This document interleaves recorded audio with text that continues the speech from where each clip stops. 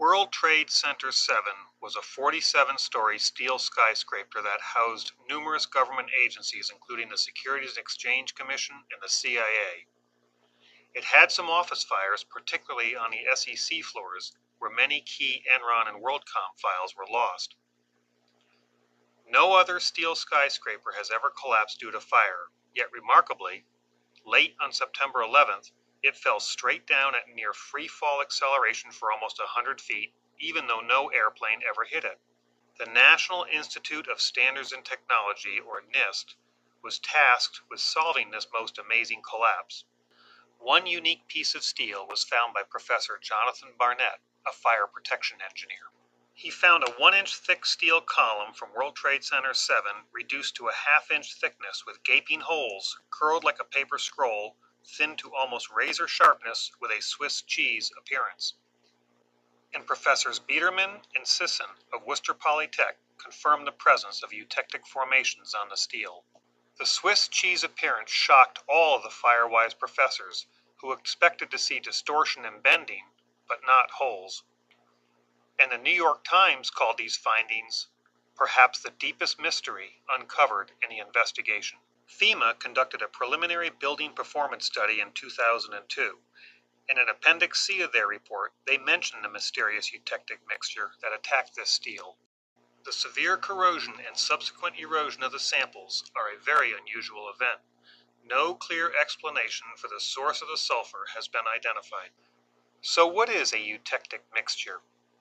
It's an alloy or mixture whose melting point is lower than that of any other alloy or mixture of the same ingredients. As the sulfur content of iron oxide increases, the melting point decreases. So the problem is, what is the source of the sulfur that causes steel to look like Swiss cheese? There are two primary theories. The mainstream explanation is that the source of the sulfur was from normal building materials found in the rubble. In 2006, Frank Greening prepared a report outlining potential sources of sulfur. Dr. Greening identified the following major potential sources of sulfur: gypsum wallboard, diesel fuel oil, and molten aluminum reactions with gypsum. Mainstream media, such as movies, have said the sulfur came from masses of gypsum wallboard that was pulverized and burned in the fires. But independent scientists have developed their own studies that suggest other sources for the sulfur in the eutectic mixture. Specifically, various incendiaries, including thermate, was a contributing cause of the intergranular melting. The main chemical reaction in thermate is the same as thermite, but it also contains sulfur. Sulfur generates a eutectic system when molten thermate interacts with iron or steel, lowering the melting point of iron. But scientists on both sides wanted NIST to address this critical evidence in their final World Trade Center 7 report. Professor Jones said NIST should do an easy experiment in the presence of gypsum and then test whether sulfur has entered the steel. And Dr. Greening wisely wrote at the end of his report, by way of verifying these conclusions, it is suggested that NIST fire tests should be repeated using more realistic environments that include shredded aluminum alloy 2024, crushed concrete and gypsum, water, rusted steel, aviation fuel, plastics, etc. And FEMA said a detailed study into the mechanism of this phenomenon is needed to determine what risk, if any, is presented to existing steel structures exposed to severe and long-burning fires. And Ryan Mackey wrote, at the time of writing, NIST has not yet issued its report on WTC 7. It may and should address this issue in the final report. And even NIST said that their report would address all major recommendations contained in the FEMA report. Unfortunately, NIST did not address this issue in their WTC 7 final report, nor conduct any experiments as suggested by Dr. Greening to verify the gypsum board hypothesis. So how can we tell who is not correct? We need to conduct an experiment, the arbitrator of opposing hypothesis. I used a W12 by 50 wide flange beam, which has thinner flanges than the original steel used in WTC 7. Using my oxyacetylene torch, I cut 2 holes in the flange so I could lift the completed assembly. I then placed gypsum board on the top and bottom flanges and subdivided the space in the web with multiple thicknesses of gypsum board. Gypsum board was crushed, and on one side dry chunks of gypsum was placed, while on the other side, gypsum that was soaked in a bucket of rainwater was used. Some concrete was crushed, and on the other side of the wide flange, a mixture of gypsum board, crushed concrete, and aluminum scraps, some from an airplane, steel scraps, and plastic was mixed in. About a gallon of diesel fuel was also added to the mix. A drywall lid with holes covered the side, and the entire setup was wrapped with wire lath and fence to help keep all the material contained and close to the wide flange. Plenty of burned material was collected, and the piece moved in, set in place on some old bank and financial statements, ready for the next day's experiment.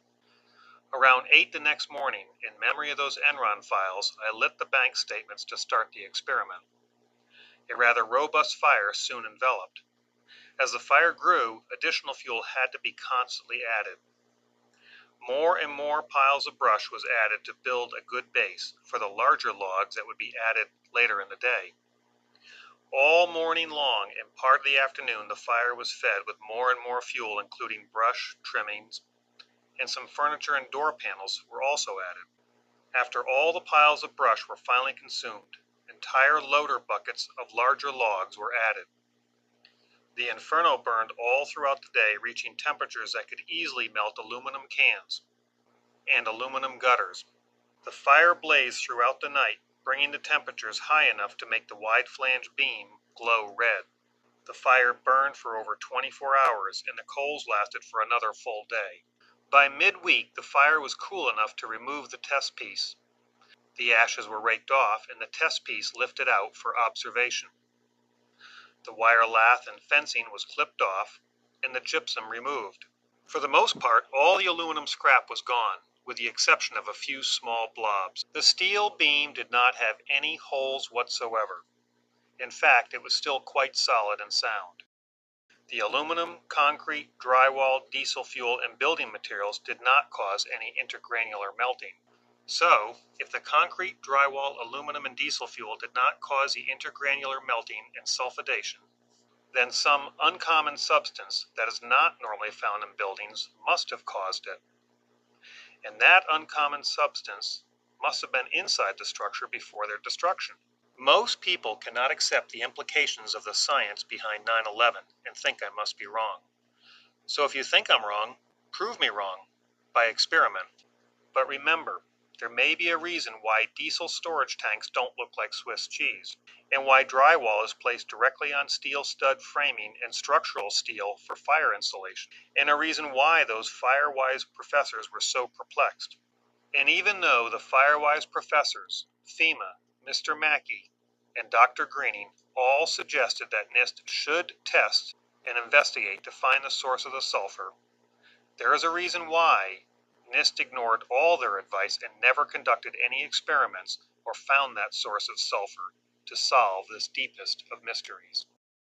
Perhaps NIST knew the most logical cause of the sulfidation of the steel is from some type of thermitic reaction because it matches all other evidence, such as the molten steel or iron flowing out the side of the tower well before its collapse, the iron spheroids found in the dust, which is a direct byproduct of a thermitic reaction, the NASA thermal images of the rubble piles indicating very high temperatures days after the event that can be caused by ongoing thermitic chemical reactions, and the high-tech explosive nanothermite found all through the dust.